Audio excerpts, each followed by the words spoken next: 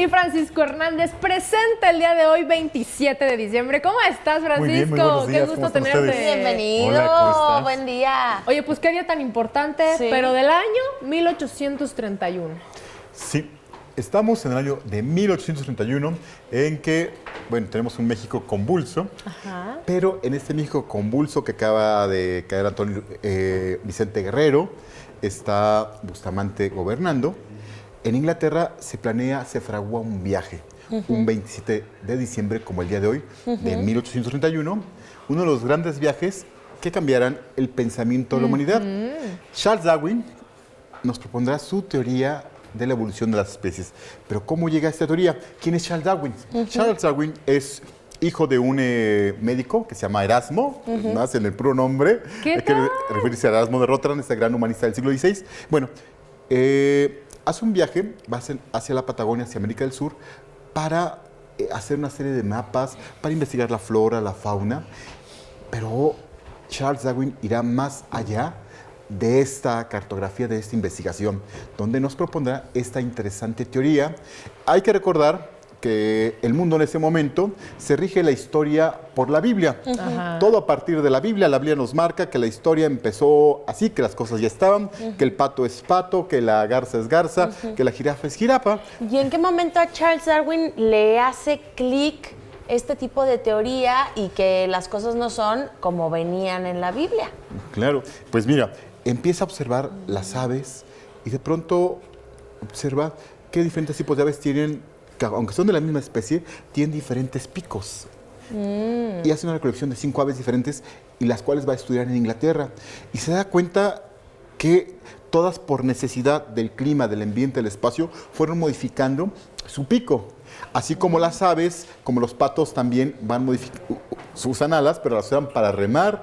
Las avestruces usan alas, pero es para tener aerodinamismo. Y en aquel entonces, sin saber él con exactitud que era la evolución, ¿no? Claro. De forma natural, de lo que le ocurre, en este caso, a las especies, ¿no? Exacto. Y hay que mencionar algo. La evolución, ya había un planteamiento de los griegos. Ya Desde existía. Tales de Mileto, un griego, Anaximandro, otro, que habían propuesto la evolución de las especies. Ellos decían que los grandes peces, cuando sintieron al hombre seguro, se acercaron a la orilla de la tierra, abrieron sus fauces y dejaron salir al hombre. O sea, ahí nos habla de la evolución. Ya. Y este pensamiento ya había permeado, pero viene, vamos a decirlo, el cristianismo en el siglo I después de Cristo, y este pensamiento de evolución, de transformación, queda asentado.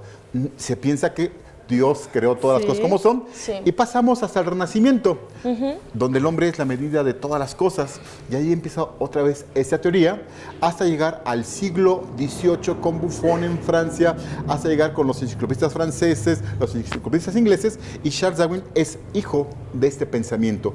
Pero a él le toca lo más interesante, al hacer este viaje de observación y ver cómo las diferentes especies han evolucionado, son las mismas que hay en todo el mundo, pero tienen elementos diferentes, como decíamos de las aves, como decíamos también, ellos hacían mucho la referencia de la jirafa, que la jirafa tiene un cuello largo, porque en varios milenios, pues esta especie buscó estirar y se fue, con la herencia, se fue transformando su cuello hasta volverla muy alto.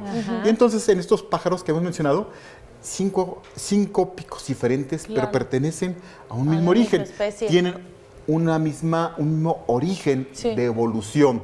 Y entonces Darwin observa esto, lo empieza a notar y su viaje dura 5 años. 5 años. De 1831 a 1836. Por América del Sur, por las Islas Galápagos, por la Pampa Argentina, por el Río de la Plata.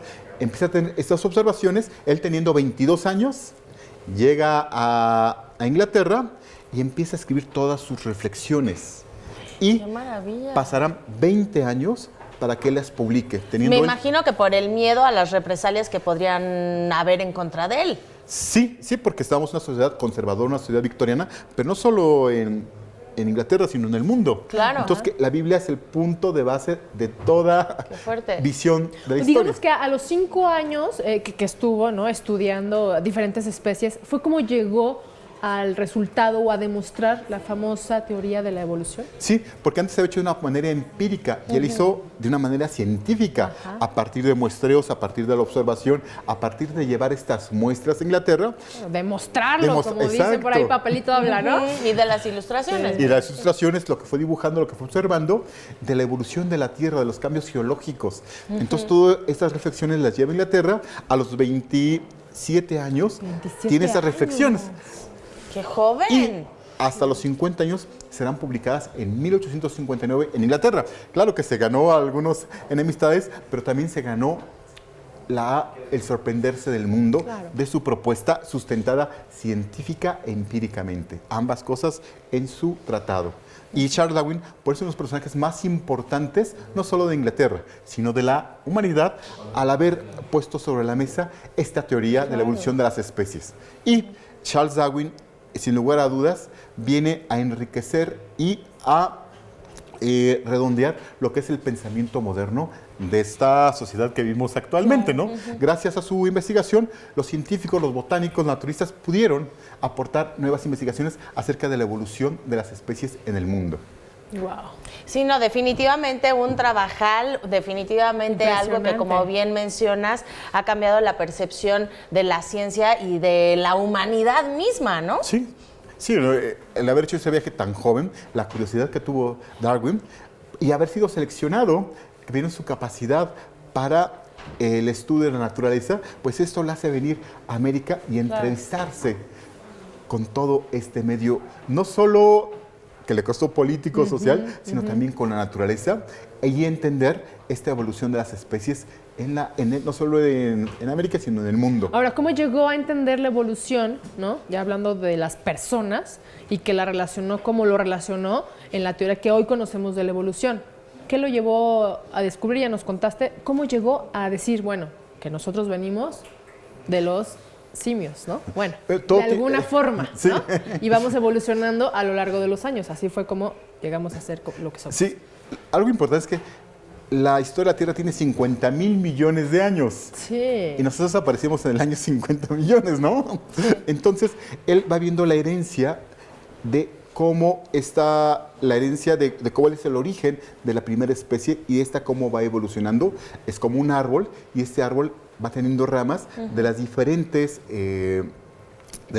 especies y cómo se van adaptando al medio, cómo se van adaptando al ecosistema. Claro.